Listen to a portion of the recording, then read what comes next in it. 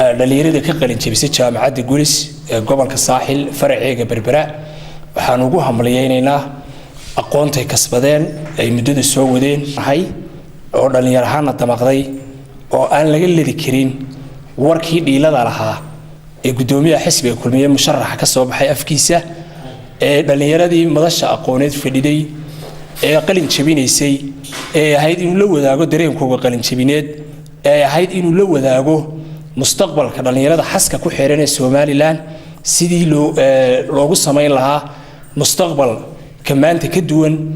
dhalinyaradii ahayd in laga hadlo hirarkaas gudoomiyaha kala hadlay hirka hoose ee madashii aqooneed kaga tiraabay haday kaska ahayd iyo haday kaalinta uu isagu ka waday yiri tuug iyo ku tilmaamay gobolkii dhamaa iyo dhalinyaradii madasha fadhiday hadalada aan meeqaamkoogu aan mudnayn in madasha lagaga hadlo ku hadlay xulleen lahay Berbera anagu dhalinyarahaan iyo xisbiyaha waxaanu aaminsanahay inay ka mid tahay deegaanada Soomaaliland iyo gobolada ugu xasiloon dhalinyarada Soomaaliland ee xariirta aqoonyaha ka wax bartayna